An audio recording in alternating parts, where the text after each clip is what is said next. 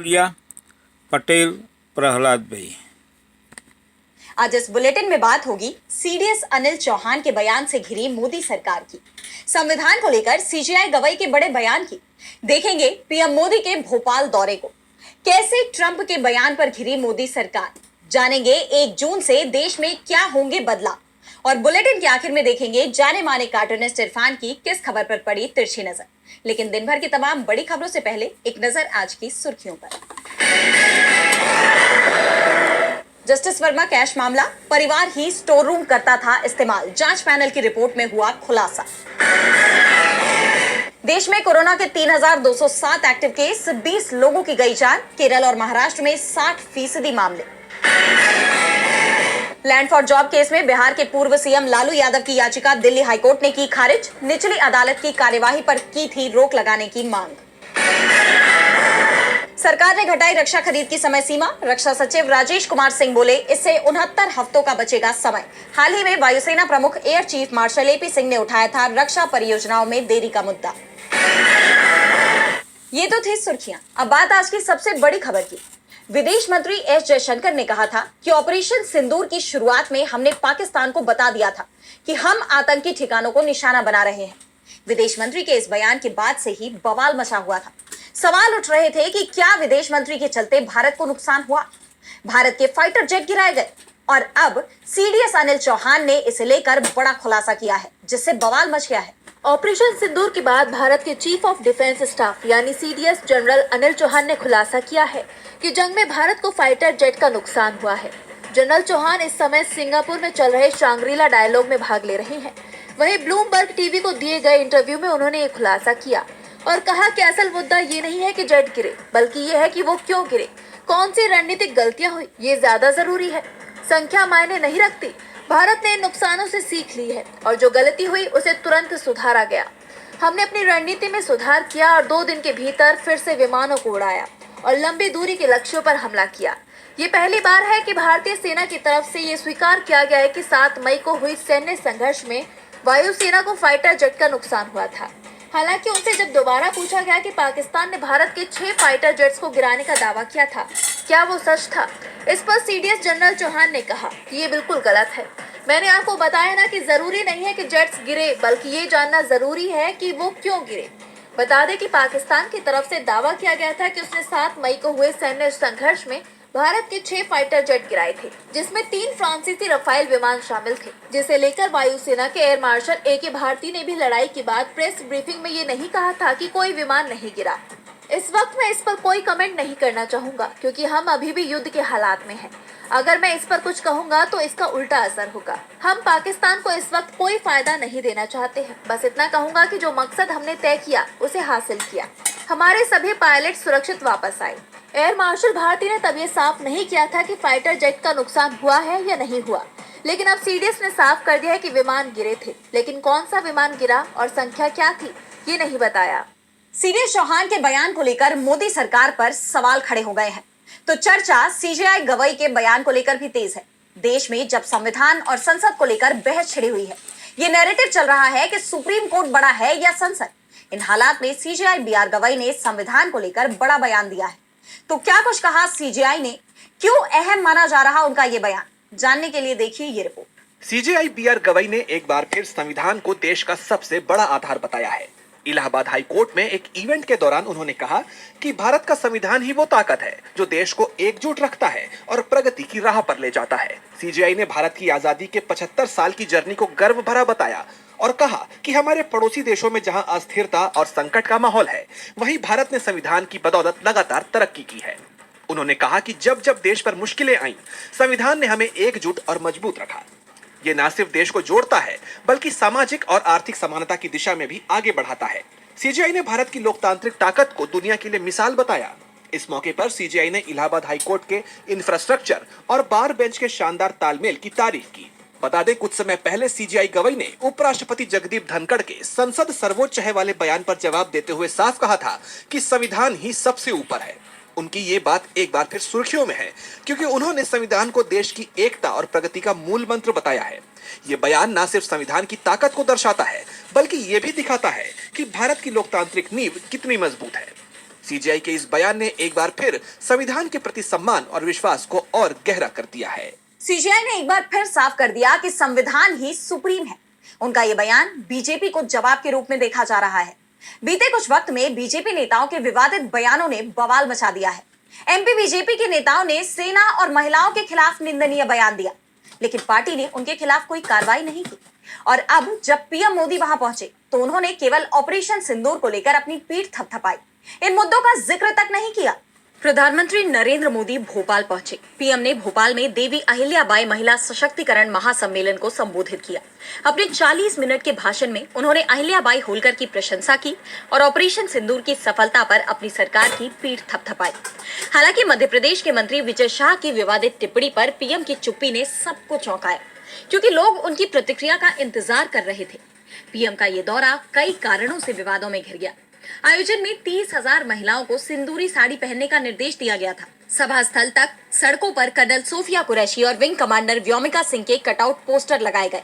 मंच पर सिर्फ 16 नेताओं को जगह मिली, जबकि कई नेताओं के नाम काटे गए। वहीं घर घर सिंदूर अभियान पर यू टर्न के कारण बीजेपी पहले ही विवाद का सामना कर रही है। दरअसल इस कार्यक्रम का मकसद अहिल्याबाई होलकर के नाम पर नारी सशक्तिकरण को बढ़ावा देना था, लेकिन सिंदूरी साड़ी, कटआउट्स, मंच की सियासत और विजय शाह पर चुप्पी ने इसे विवादों में ला दिया। बीजेपी इस कार्यक्रम को नारी शक्ति का उत्सव बता रही है, जबकि विपक्ष की ओर से और सोशल मीडिया पर इसे सियासी ड्रामा करार दिया जा रहा है।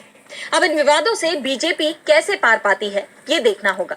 पीएम मोदी के इस दौरे पर राजनीतिक घमासान तेज हो गया है, तो सवाल डोनाल्ड ट्रंप के बयानों को लेकर भी उठ रहे हैं। अमेरिका के राष्ट्रपति ट्रंप ने एक बार फिर दावा किया है कि भारत और पाकिस्तान का सीज फायर उन्हीं की मेहनत का नतीजा है, लेकिन उनके इस दावे पर मोदी सरकार की ओर से अब तक कोई आधिकारिक प्रतिक्रिया नहीं आई है। ऐसे में अब कांग्रेस ने सीधा सवाल किया है कि अगर भारत की विदेश नीति इतनी मजबूत है तो फिर ट्रंप बार बार कैसे इस तरह का क्रेडिट ले पा रहे हैं और मोदी जी बार बार चुप क्यों रहते हैं। Today, every business needs. America के राष्ट्रपति डोनाल्ड ट्रंप ने 21 दिनों में 10वीं बार दावा किया है कि भारत और पाकिस्तान के बीच सीज फायर उन्होंने करवाया। उन्होंने दोनों देशों को धमकी दी कि युद्ध करेंगे तो हम व्यापार नहीं करेंगे। अमेरिका की धमकी के चलते युद्ध रुका, अगर फिर युद्ध होगा तो हम व्यापार रोक देंगे। ट्रंप के इस दावे के बाद कांग्रेस ने मोदी सरकार से सवाल किए हैं। कांग्रेस महासचिव जयराम रमेश ने कहा कि ट्रंप बार बार सीज फायर को लेकर दावा कर रहे हैं। उन्होंने कहा कि पीएम मोदी को यह बता देना चाहिए कि ट्रंप जो बार बार दावा कर रहे हैं कि भारत और पाकिस्तान के बीच युद्ध विराम उन्होंने ही करवाया, तो क्या उनका दावा सही है? पीएम इस बात को लेकर चुप्पी क्यों साध लेते हैं? कांग्रेस नेता ने कहा कि इतना ही नहीं, इससे पहले ट्रंप ने भारत और पाकिस्तान को एक जैसा बताया था, जबकि भारत की अर्थव्यवस्था पाकिस्तान की तुलना में 10 गुना बढ़ी है। उन्होंने कहा कि पीएम मोदी आखिर अपने जिगरी मित्र ट्रंप के इस तरह के बेबुनियादी बयानों को सुनकर कब तक चुप रहेंगे।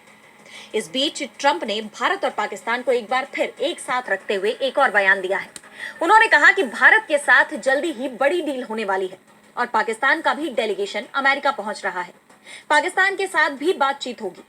साफ है, भारत भले ही पाकिस्तान को आतंकी राष्ट्र बताता हो, लेकिन अमेरिका की नजर में पाकिस्तान की स्थिति भारत के बराबर ही है। वहीं दूसरी तरफ ट्रंप के दावों को लेकर मोदी सरकार की तरफ से कोई भी जवाब अभी तक सामने नहीं आया है। विदेश मंत्रालय सिर्फ यही दावे कर रहा है कि पाकिस्तान के डीजीएमओ के फोन कॉल के बाद सीज फायर समझौता हुआ। ट्रंप के बयान मोदी सरकार के लिए लगातार मुश्किलें खड़ी कर रहे हैं, तो मुश्किल में मुख्तार अंसारी के बेटे अब्बास अंसारी भी हैं। उनकी विधायकी छिन्नी तय मानी जा रही है। सुबह सपा विधायक अब्बास अंसारी को हेट स्पीच के मामले में कोर्ट ने दोषी करार दिया है और सजा भी सुना दी, जिसके बाद उनके सियासी करियर पर सवाल खड़े हो गए हैं। तो क्या है कोर्ट का फैसला? क्या छिन जाएगी अब्बास अंसारी की विधायकी? जानने के लिए देखिए ये रिपोर्ट। मुख्तार अंसारी के बेटे और सुबह सपा से विधायक अब्बास अंसारी एक बार फिर मुसीबत में फंस गए हैं। उन्हें कोर्ट से बड़ा झटका लगा है। अब्बास अंसारी को हेट स्पीच मामले में एमपी एमएलए कोर्ट ने दोषी करार दिया है। अब मऊ की सीजेएम कोर्ट ने अब्बास अंसारी को 2 साल और मंसूर अंसारी को 6 महीने की सजा सुनाई है। साथ ही दोनों पर 2000 रुपए का जुर्माना भी लगाया है। सजा के ऐलान के बाद उनकी विधायकी जानी तय है, जिससे उनके सियासी करियर पर सवाल खड़े हो गए हैं। नियमों के मुताबिक 2 साल या 2 साल से ज्यादा की सजा होने पर विधायकी चली जाती है। यही नहीं, 2027 में भी अब्बास अंसारी के चुनाव लड़ने की राह में कानूनी अड़चनें आ सकती हैं। ऐसे में अब्बास अंसारी ने तय किया है कि वो मऊ के सीजेएम कोर्ट के फैसले के खिलाफ हाईकोर्ट का दरवाजा खटखटाएंगे। सजा को वो हाईकोर्ट में चुनौती देंगे। मऊ से विधायक अब्बास अंसारी का आरोप है कि उनके पक्ष को पूरी तरह सुना नहीं गया, इसलिए अब वो शिकायत लेकर हाई कोर्ट जाएंगे। बता दें कि 2022 के विधानसभा चुनाव के दौरान अब्बास अंसारी ने विवादित बयान दिया था, जिसकी उस समय काफी चर्चा हुई और विवाद भी छिड़ा। अब्बास अंसारी ने कहा था कि चुनाव के बाद अगर सरकार बनी तो किसी अधिकारी का ट्रांसफर नहीं किया जाएगा।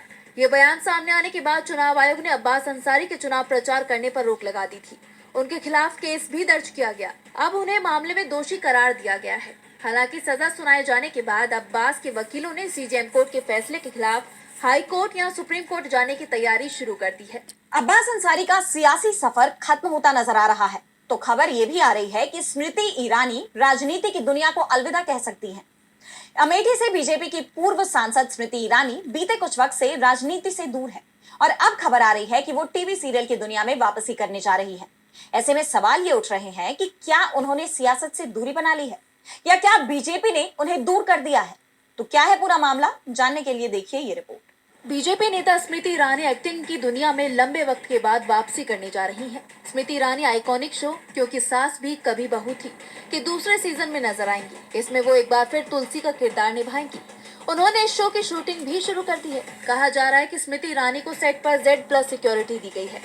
बताया जा रहा है कि एक्ट्रेस से राजनेता बनी स्मृति स्ट्रिक्ट सिक्योरिटी प्रोटोकॉल के साथ शूटिंग करेंगी, जिसमें फोन टैप किए जाएंगे और शो के सेट के पास लोगों के आने पर बैन लगाया जाएगा। यानी कि स्मृति ईरानी एक बार फिर अपनी एक्टिंग से दर्शकों को इम्प्रेस करने की तैयारी में है। लेकिन इस बीच सवाल ये उठ रहे हैं कि क्या स्मृति ईरानी ने राजनीति से दूरी बना ली है? क्या वो राजनीति की दुनिया को अलविदा कहने वाली है, या फिर अब हारने के बाद उनकी राजनीति खत्म हो गई है और बीजेपी ने उनसे दूरी बना ली है? क्योंकि 26 मई को स्मृति ईरानी अपने पूर्व संसदीय क्षेत्र अमेठी दौरे पर गई थी। देखा जाए तो चुनाव नतीजे आए 1 साल से ज्यादा का वक्त हो चुका है, लेकिन बीते 1 साल में हारने के बाद वो एक बार भी अमेठी दौरे पर नहीं गई और अब अचानक उनके इस दौरे को लेकर चर्चाएं तेज हैं। चर्चा तो यहाँ तक हो रही है कि उनका ये दौरा सियासत की जमीन छोड़ने से पहले अंतिम विदाई जैसा था। स्मृति ईरानी का सीरियल की दुनिया में कमबैक सियासी गलियारों से उनके एग्जिट के रूप में देखा जा रहा है, जो उनके जीवन में एक बड़ा बदलाव ला सकता है। वैसे बदलाव तो कई नियमों में भी हो रहे हैं।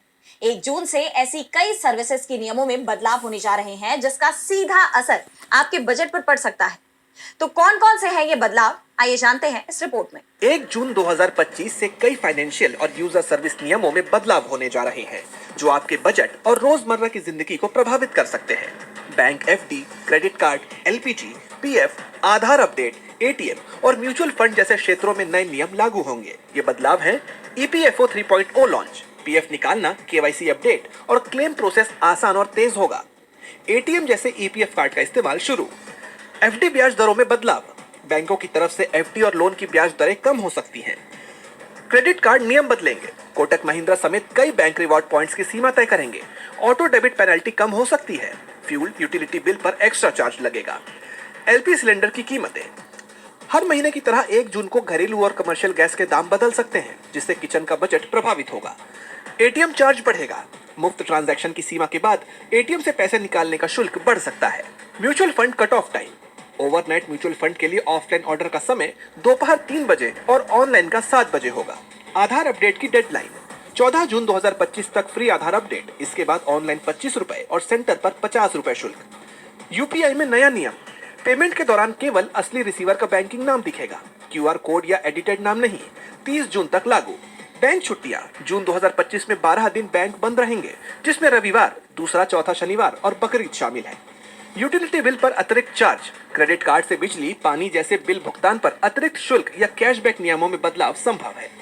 अपनी फाइनेंशियल प्लानिंग आप इन बदलावों को ध्यान में रखकर समझदारी से करें। और बुलेटिन के आखिर में देखेंगे जाने माने कार्टूनिस्ट इरफान की किस खबर पर पड़ी तिरछी नजर।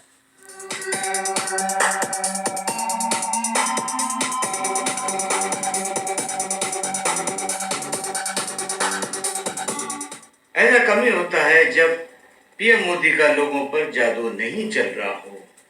वो जैसा भी कहते हैं वैसा ही लोग करते चले जाते हैं। अभी तक तो ऐसा ही होता हुआ आ रहा था, चाहे लंबी लंबी लाइनों में लगना हो या मोमबत्ती जलानी हो या फिर थाली बजानी हो, सब कुछ बदस्तूर लोगों ने वैसा ही किया जैसा कि उन्होंने किया। ये सब समय समय पर नरेंद्र मोदी अपनी लोकप्रियता को नापने के लिए किया करते हैं। इस बार भी सिंधु बांटने का जो कार्यक्रम था घर घर में, वो भी बिहार चुनाव से पहले एक तरह से अपनी लोकप्रियता को नापने का एक पैमाना हो सकता था।